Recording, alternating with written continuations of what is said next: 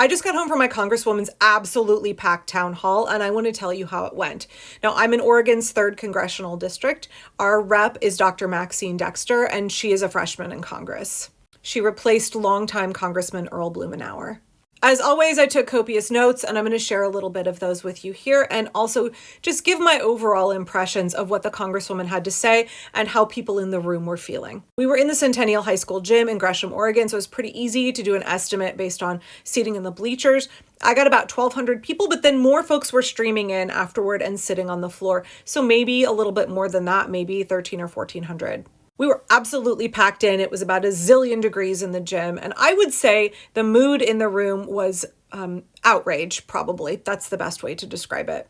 Much like both of my senators' recent town halls, people want action. They want our elected officials to take action. They are really deeply concerned about the state of our democracy and the active coup that Elon Musk and Donald Trump are carrying out. And they feel the Congress is not doing enough. There were a few outbursts of people speaking out of turn because folks are freaking out. They are really stressed and they feel a sense of helplessness. They feel that their elected officials are letting them down. I totally empathize with that, and I really think that the Congresswoman does as well. I get the sense from Congresswoman Dexter that she's ready to go, right? She knows that what is being done is not enough, and I understand the limitations of her power and influence as a freshman member of Congress, and the fact that she is in the minority party. The first person to stand up was a veteran who is a federal government employee who was just fired by Elon Musk and Doge. He said that he had good performance reviews, he was a probationary employee, and Doge is falsely claiming that he had performance issues when his boss said that he had none. That they are making up excuses to fire people. And Representative Dexter came back. She's on the Veteran Affairs Committee, so this is her wheelhouse, right? She said that approximately 30% of our federal workers are veterans, and many of them are disabled in the line of duty. This is who Elon Musk is laying off. If you go watch the video that I posted on my backup account, and if you're watching this on YouTube, I will have it uploaded right before this one. We saw Republicans at a Republican senator's town hall in Kansas, rural Republicans who are deeply worried about what Doge is doing to our veterans, not only cutting VA benefits, not only firing folks from the VA so that our veterans who have been injured defending our democracy cannot get the services that we have promised them. Not only that, but they are firing veterans from the federal workforce that have necessary jobs. I thought that the Republican Party was the party that stood with our veterans, that was very pro-military. Part of being so patriotic is that you're pro-military, right? Then why are you letting our veterans be treated like absolute garbage? Why are you disrespecting our veterans and intentionally inflicting suffering upon them? Or standing cowardly by while Elon Musk does that? Speaking of Elon Musk, Rep. Dexter said that billionaires are trying to take over the government and Trump is an accomplice. I mean, he is a billionaire as well, but I think she means the technocrat bros. She said, quote, "We need everyone to let us," that's members of Congress, "know that you don't want an unelected billionaire as a special government employee." She also went on to say that she doesn't think a government shutdown is a good idea, especially because Elon Musk is advocating for it. And she said, when Elon Musk wants it, we must fight for the opposite. There was obviously a tremendous amount of fear and anger about what we are doing to Ukraine and the way that it is incredibly obvious to us and everybody in the world that Donald Trump, J.D. Vance, Pete Hegseth, they are puppets of Vladimir Putin. I want to cover this more later, but we're suddenly no longer protecting ourselves from cybersecurity threats from Russia. What Trump did in the Oval Office yesterday was despicable, and it made America look incredibly weak, and we betrayed our ally. Ukraine has been our long-standing ally. I want to quote something that Congresswoman Dexter said about that. She said, "I want to make it clear. Ukraine gave up the 3rd largest nuclear arsenal in 1994 in exchange for America and Europe's help for the long term. What Trump is doing is destabilizing everyone's security, the world's security." She said, "I am concerned that my children will be sent to a war that is unnecessary. As the mother of 4 children, my 2 youngest are teenage boys, I am also worried about what is going to come in the next few years." She said, quote, "No one should misunderstand. What happened yesterday in the Oval Office is putting our security at risk and the world's security at risk." Trump has systematically betrayed and or alienated us from all of our allies, Canada, Mexico, Ukraine, Europe, in order to align himself with Vladimir Putin, who he, for some reason, adores and looks up to. His desperate and pathetic need to seek the approval of Vladimir Putin is putting the world's security at risk. So this brings up the fact that so many Republicans in Congress are very pro-Ukraine and very anti-Russia, as they should be. Ukraine has been our long-standing ally. Russia is a direct threat to our national security. So why then are they all voting in line with Donald Trump and Elon Musk? Well, the Congresswoman said this, and I quote, "There are Republicans who, when they think of stepping out of line, they get a call from the president. They are getting death threats," end quote. She went on to say that people in the districts of Republican elected officials need to, one, be courageous themselves, and two, be pressuring their reps and their senators to likewise be courageous. She said, we need 3 people in the Congress to grow a spine, grow some courage, and step away from party lines and vote on behalf of their constituents and the Constitution. There's only a 3-seat majority. They need 3 people to flip, and that's it. But she, and I believe that Congressman Swalwell broke a story about this a couple of days ago, have said that their colleagues who are Republican in Congress are getting death threats against them and their family. And I understand that that is not okay. That should not be happening. But I'm sorry, they're willing to sell the entire United States of America, the lives of millions of people here at home and millions more worldwide. They are risking throwing us into World War III because they are cowards.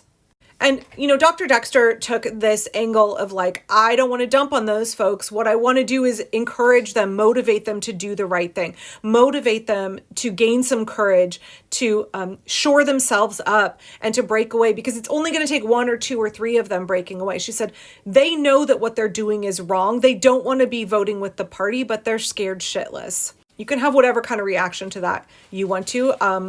I know what my reaction would be, but I also understand the way that Rep. Dexter is approaching this. She wants not just to shame them, she wants them to start saving democracy. She wants them to flip. And so she's trying to motivate them as best she can. And she just said, we have got to be putting the pressure on our Republican elected officials to do the right thing, to grow a spine. And I would argue to be more afraid of us, the American constituents, than they are afraid of Donald Trump. Okay, I'm about halfway through my notes, so I'm going to leave it here and I'm going to film a part 2 and explain the rest of what happened in the meeting. And then some of my takeaways, because I have a lot of feelings and a lot of concerns that came out from this town hall. So please come back and watch part 2 when you're done here. Okay, part 2 of attending my Congresswoman Maxine Dexter's town hall today in Gresham, Oregon. If you've not seen part 1, please go watch it. If you're watching this on YouTube, they will be spliced together in one video. So in the first half, I was talking about how my Congresswoman said that Republicans in Congress know that they are voting wrong. They know they are doing the wrong thing. They are betraying their constituents. They're betraying the Constitution, but that they are literally getting death threats when they think about stepping out of line. I mean, Speaker Mike Johnson hinted at this, that when there was rumblings about cutting Medicaid, or creating the scaffolding that is going to require them to cut Medicaid in the upcoming budget, that people know that that is wrong, that they are making their constituents suffer. They are taking away vital healthcare and services from their constituents. In fact, in many states, upwards of 60% of our elders in nursing homes are there on Medicaid. If Medicaid gets cut, what's going to happen to our frail elders? What's going to happen to our grandma and grandpa? What's going to happen to Granny with dementia? She's going to get kicked out of her nursing home? 40% of America's children are on Medicaid at any given point in time. And those Republicans know that it is wrong to take away healthcare from little children. But they are getting death threats and they have no spine. They have no courage. And so they are buckling. They are voting along party lines because they are intimidated by a bully. So constituents had very, very real concerns about cuts to Medicaid and the suffering that will be caused. Keep in mind, 100% of these cuts are being made so that billionaires can get a tax cut for the next 10 years. People are losing access to their health care. People will suffer and die so that billionaires can get a tax cut. I don't give a shit if your Republican rep tells you any different. Look at the budget. Look at what they're doing. They are adding trillions to the debt. They are cutting health care from our elders, from our disabled folks, from little children, from pregnant women, so that billionaires can get a tax cut. So Congresswoman Dexter is an emergency room physician, and so she's obviously well acquainted with Medicaid and treating people on Medicaid. She said, if these cuts go through, which the way that they voted through this initial bill is going to require them to remove $880 billion from the budget, and the only place that that can come from is Medicaid. She said, Medicaid in Oregon will be cut by 50%. She said that 1 in 3 Oregonians uses Medicaid. Cliff Bentz, who is a Republican congressman in a different district, I think he's District 2, I'm in District 3, has more Medicaid patients than Dr. Dexter does in Portland. If you are in Cliff Bentz's district in Oregon, you need to be on the phone with him every day saying, why are you voting to take away Medicaid from your constituents? Why are you voting against the health, safety, lives of your constituents? And Congresswoman Dexter was saying that the more pressure from constituents, the more success she and other Democrats in Congress will have at convincing their colleagues to break away. They need to be more afraid of their constituents than they are of Donald Trump.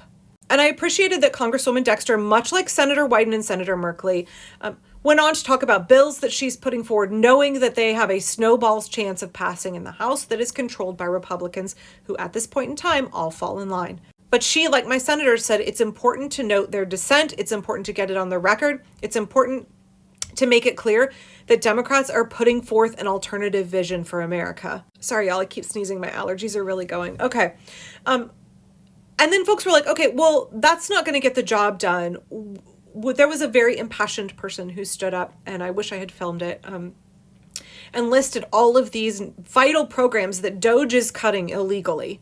By the way, Congresswoman Dexter acknowledged that what DOJ is doing is illegal, and she had confidence that the courts, who have already issued stays, are going to be rehiring people and are going to be reinstituting some of these programs. I'll get to more of my feelings on that at the end. But this person stood up, and the Congresswoman got very choked up as they were speaking about the fact that, like, we need to do more. When is the time for us to do more? We have to take more radical actions than just attempting to put forth bills that are going to go nowhere and are not going to stop the coup. They're not going to stop Elon Musk. And Dr. Dexter said, we have to stand together in the face of unlawful, cruel action. We have to stand together. She talked about how the Democrats in Congress are very much not united. There are different people with different beliefs. Some folks have a much larger Democrat margin. Some folks barely squeaked out a win and are representing more conservative districts. Some folks are more establishment. I got a sense that there was frustration in the leadership, Hakeem Jeffries, and their lack of action. And I got the sense that younger, more energetic members of Congress, by younger I mean they have not been in Congress as long, or also they might be younger age-wise, that they are more motivated to save democracy. They are more motivated to be innovative and try new things and to try stronger tactics. But that there is that tension within the Democrats in Congress. Folks brought up DACA and they brought up our immigrant population. And she said she works quite a bit with immigrants in Oregon. And she said, I believe that collective action amongst our farm workers and immigrant workers is an option that we may need to see so that folks will see the scope of how much we rely on immigrants in this society. I've said this in other videos, but in most states, 25 to 50% of our agricultural workers are undocumented immigrants. We are going to watch our food system grind to a complete halt when there is nobody to harvest crops, there's nobody to plant and manage crops. There's nobody to work in slaughterhouses and meatpacking plants. And the Congresswoman rightly said it's not just in the agricultural sector, it's our construction workers, it is our folks who are our caregivers. The majority of our caregivers for elderly folks, our CNAs, our MAs, they are immigrants. The majority of the folks who care for our children are immigrants. The majority of the folks who work in food service are immigrants. So a nationwide walkout of our immigrant workers would just shut things down, right? Having that collective action. But folks are afraid, they're fearful of ICE. Which reminds me, I want to go back for a second. Earlier when she talked about not wanting to shut the government down because that's what Elon Musk wants, she made the point that if the government is shut down, the courts can't operate, folks don't have those protections, but ICE, it will continue to be funded and ICE will continue to operate. And then folks will be whisked away and deported and we won't know what happened to them. And all of the parts of the government that are supposed to check them will be shut down. The Congresswoman also spoke about how they have to be careful what kind of escalating steps that they take, because they are in the minority. So if they're too much of a band of rabble-rousers, if they try to do a sit-in or something like that, then the majority in the Congress will just change the rules. She did say that she and other Democrats in Congress want to do something for the State of the Union. I'm going to send my video to her about what I think she should do for the State of the Union. I've tagged her on Blue Sky. I hope someone in her staff sees it. If you want to know what I think they should do, go watch my little 4-minute video on YouTube about it. Okay, so what are my big takeaways from this town hall? Two things. Dr. Dexter made it very clear that Democrats in Congress are hinging our democracy. They're pinning all of their hopes on two things. One, the courts continuing to rule on the side of the people and follow the Constitution, which overwhelmingly so far they are. She did not bring up the fact that those cases will get escalated to SCOTUS, and who knows what they will do. After all, they're the ones who gave Trump immunity and have basically set up this scenario for our nation. So that's a very fragile hook to pin your hopes on, right? The second thing she said is that we must get 3 Republican members of Congress to forego their cowardice and grow a spine, to gather their courage and to break away, despite the threats from Mike Johnson, despite the threats from Donald Trump. That they need to rise to the occasion and start voting in support of their constituents and the Constitution. Because what they are doing is being complicit in destroying democracy, creating suffering and death for Americans. And they know it. They know what they're doing is wrong. And I'm going to read my little note that I wrote down while she was talking. I said, this feels super precarious. That cannot be the Dems' only hope of protecting democracy.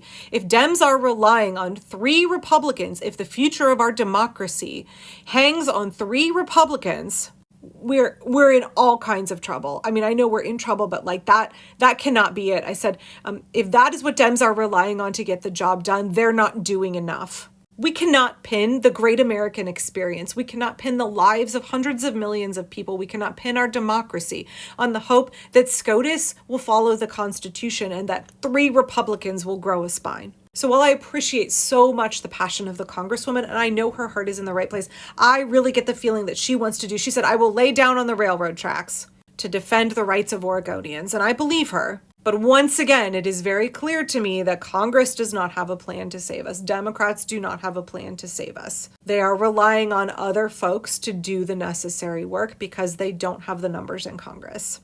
They are relying on us, the American people, to persuade the Republicans. They're relying on us to take to the streets, to engage in economic boycotts, and they're hanging their hopes on the lower courts. I was so encouraged to see such a large crowd and the energy coming from that room. Americans care about our fellow citizens, we care about Ukraine, and we want to save our democracy. So thanks for listening.